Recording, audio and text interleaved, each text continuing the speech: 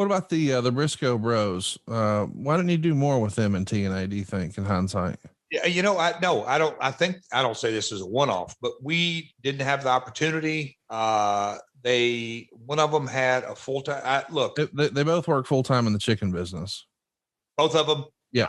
Yeah. So I mean, I don't think they could commit to every Wednesday, but I may be wrong. But as the years went along, I'll say this. Now I'm getting up in 05, 06, 07. Always really, I tell you what, me and Dutch often had many conversations on one of those deals. Who's out there? Who's available? Well, this guy's under contract. Oh, this team's under contract. And we both were fans of those guys about wanting to get them into TNA full time. Never happened though. Let's jump around. Let's talk about Jim Mitchell. He's going to tell Shamrock to come to the ring for a beating, or else they're going to continue to attack innocent victims. When Shamrock doesn't come out, they attack a ringside timekeeper.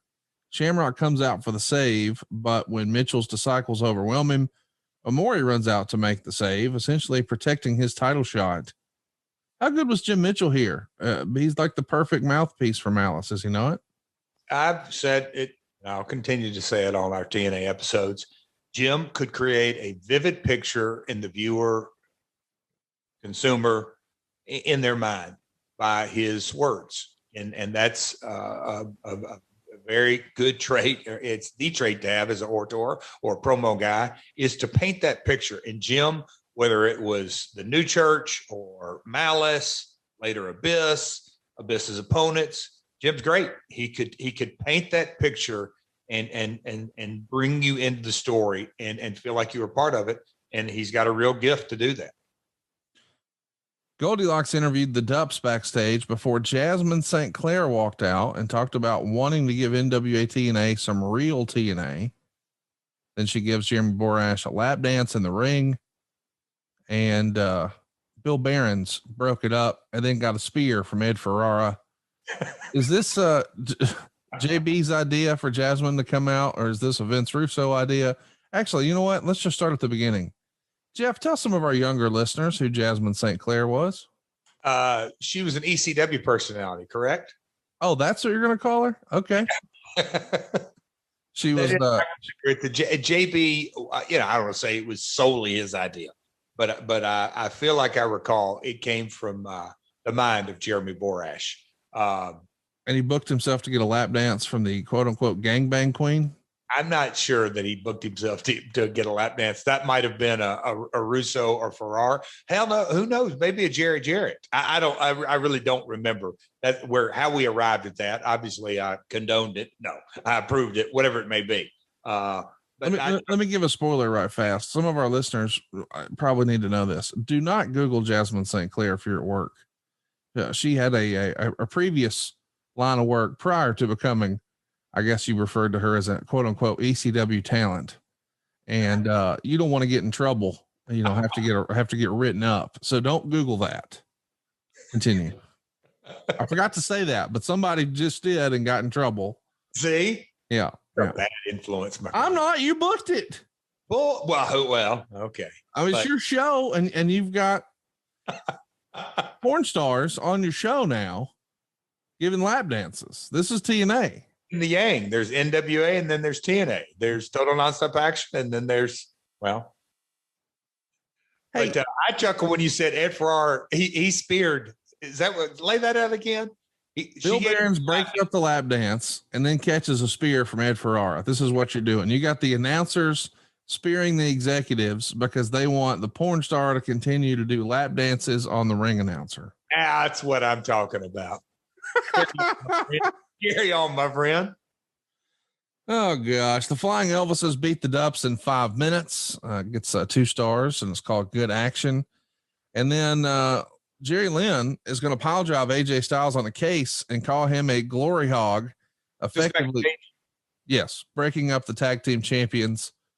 And then we see Omori fighting Shamrock to a no contest. So Shamrock retains in about 7.5 minutes. You're going to come out and interfere as Shamrock had Omori near a tap out. And when Harley Race intervenes, Jarrett hits him 2.5 stars. The story, I believe, that we've heard over from, anyone who's ever worked with Harley Race is that Harley wants you to quote unquote lay it in. When you're working with Harley here, you grew up in the business when Harley Race was the NWA world champion. So you obviously have a lot of respect, not only for wrestling tradition, but him personally. And he's an elder statesman in real life. Does he give you the advice now, kid? Don't pussyfoot around here. Lay it in. Man, because I knew the clip at the end is the Titans, but the chair shot that I gave Harley was a clip, if I recall correctly.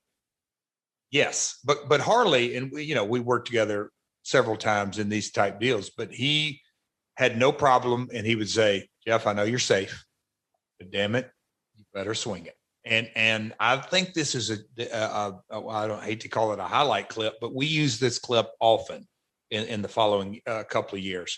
I knocked I swung for the fences, and Harley would just laugh. But yeah, it was a unprotected chair shot that would certainly not be acceptable or appropriate today. But it was without question requested by the veteran, by the multi-time NWA World Heavyweight Champion, the King, Harley Race. Trying to figure out. He's 60 what? How old is he here? 61? Gotta be. Maybe 62? Oh, my goodness, man. Yeah, no kidding. Oh. No. So let's keep it going. Goldilocks is going to find Bill Behrens tied up shirtless backstage. And then we see Low Key pin Christopher Daniels to earn an X title shot in a 6-man elimination match with Elix Skipper, Jerry Lynn, Kid Romeo, and Tony Mamaluke. They got 21 minutes and 42 seconds and got 4 stars. So probably the match of the night at this point. We've talked a little bit about Low Key. We've talked a little bit about Christopher Daniels, of course, a ton about Jerry Lynn. We haven't spent much time talking about Elix Skipper or Tony Mamaluke. I felt like Elix Skipper is probably, I don't know, one of the great what ifs in wrestling. I always thought his performance was great in WCW. I think he had a ton of show stealing moments, and probably one of the most dangerous things I've ever seen in wrestling happened with him walking the 6-sided cage in TNA. Can you talk to us about Elix Skipper, Tony Mamaluke a little bit? Just unbelievable. And when they went 21 minutes and, look, and rightly so, TNA got bashed 6 ways from Sunday multiple times. And is it total nonstop action, or is it tits and ass, or is it NWA, whatever it may be. But when you hear just this episode, and there's multiple episodes, we gave them 21 minutes of wrestling time. And you give the Dups and the Elvises. Hey, look, I'm not a big timekeeper. I format things, but I think that tag match was 6 or 7 minutes, and I'm sure so the Hot Shots could have wrestled as Chase and Cassidy against Murdoch, whatever, just 4 guys, or you can put them in characters and let them still go have the same match. But anyway, 21 minutes to those guys, and obviously Chris Daniels. The QB of that, Low Key, awesome. But Elix Skipper and Mamaluke, it's a 6-way that the people probably never had an opportunity to sit down. It was something that I knew from day one, that the X division really defined us, in that you will not see this on Monday Night Raw or SmackDown. It's the alternative. It's a different style. We're going to highlight it. Both those guys, Elix, like you said, he really came into his own in the next couple of years. But both those guys, all 6, really, really good X division. And I say X division because they knew how to work that style. Let me ask, if Amore had been able to quote unquote do business, would the NWA title match have gone on last? Would it have been longer than 7 minutes if you had a definitive finish? And I'm just trying to learn about your thought process and the way you structure a show. Yeah. Would you have started?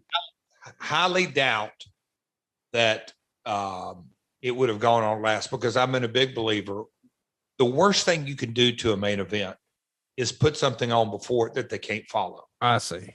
And when people leave the arena, you want them, and that's why Lawler was so good. In Memphis, you better put him on last, because you ain't following him. He knew that audience so good.